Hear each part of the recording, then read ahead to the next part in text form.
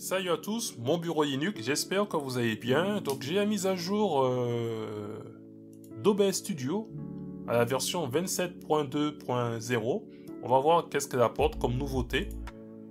Donc je suis à la page GitHub du projet, donc il y a pas mal de choses en nouvelles fonctionnalités et ajouts. Donc de nouveaux appareils qui sont maintenant, on va dire, reconnus. Mise à jour de CEF Chromium pour la source du navigateur de 75 à 95, donc il y a un gros travail qui a été fait. Il y a de nouveaux encodeurs, donc AOM AV1 et SVT AV1, qui sont pour l'instant considérés comme expérimentaux. Il vous faut un CPU multicœur et c'est accessible que pour l'enregistrement en mode de sortie avancé. Qu'est-ce que j'ai noté après? Donc là, ça concerne plutôt Linux. Donc, ajout du support officiel de Flatpak pour Linux. Ajout d'un cadre pour la prise en charge future des raccourcis clavier d'arrière-plan sur Wayland. Et il y a ajout d'une option aux paramètres généraux pour masquer OBS de toutes les captures, vous permettant de capturer votre écran sans qu'OBS n'apparaisse. Dans tout ce qui est ajustement, j'ai noté 2-3 choses. Premièrement, les compteurs de volume afficheront désormais l'activité audio en niveau de gris et lorsqu'ils sont coupés plutôt qu'aucune activité. Sous Linux, la liste des fenêtres affichées dans la capture de fenêtres s'affichera désormais par ordre alphabétique. Les filtres audio incompatibles ne seront plus affichés pour les sources qui ne les prennent pas en charge.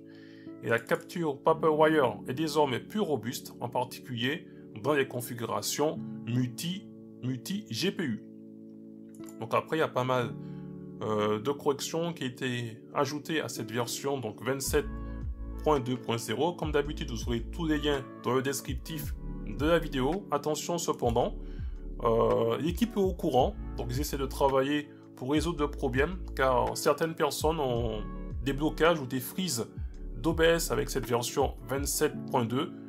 Donc en attendant, il faudra revenir à la version 27.1.3. Et deuxième annonce aussi importante, si vous êtes utilisateur de Twitch, il faudra mettre à jour OBS vers la version 27.2 avant la fin de février. Pourquoi? Parce qu'après le 28 février, vous ne pourrez plus vous connecter à votre compte Twitch dans aucune version précédente d'OBS, en raison de la fin de la prise en charge par Twitch de l'ancienne API V5. Donc seul OBS Studio 27.2 et version ultérieure prennent en charge la nouvelle API. Donc voilà. Ça, c'est des annonces aussi importantes.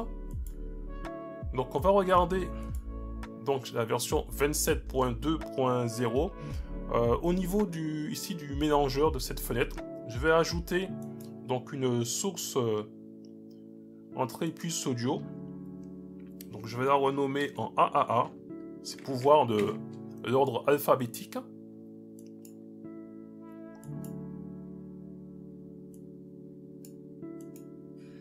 Donc là, on voit que la source AAA, je l'ai mutée, mais dans le vue-mètre, je vois bien qu'il y a de l'audio sur cette piste. Donc ça, c'est très intéressant. Et on va maintenant renommer celle-ci en ZZZ. Donc renommer. Attends, il m'a pas pris en compte. Voilà. Et là, je fais entrer et on va actualiser, on va dire, le mélangeur audio. Et là, cette fois-ci, ça apparaît à la fin. Donc là, il y a maintenant ça affiché, on va dire, par ordre alphabétique. Donc on enlève. On va passer maintenant dans les paramètres du système. Paramètres de sortie. Il vous faut aller dans le mode avancé. On va dans enregistrement. Et maintenant dans la partie encodeur. Donc j'utilise NVENC H264. Ce sera en fonction de votre carte graphique. La mienne est ancienne. Vous avez sûrement le nouveau modèle. Mais il y a un encodeur qui apparaît. J'ai le AOM AV1 maintenant dans ce sous-groupe. Donc je l'ai testé. OBS se lance et puis au bout d'une dizaine de secondes, il crache. Donc c'est vraiment expérimental. Donc il faudra voir qu'est-ce qu'il apporte par rapport, on va dire, au NVENC. Donc voilà, ce sont les deux nouveautés que j'ai vues, puisque moi, j'ai simplement une utilisation, on va dire, basique d'OBS. Donc n'hésitez pas à regarder la page GitHub, on va dire, du projet pour voir toutes les corrections de bugs ou améliorations qui ont été apportées sous cette nouvelle version d'OBS. Si maintenant vous avez quelques frises avec la version 27.2, il faudra revenir à une version, on va dire, précédente. Et si vous utilisez Twitch, eh bien vous avez jusqu'à la fin du mois pour mettre à jour votre OBS, puisque à partir de cette date, après le 28 février, Twitch abandonne la prise en charge de l'ancienne API V5.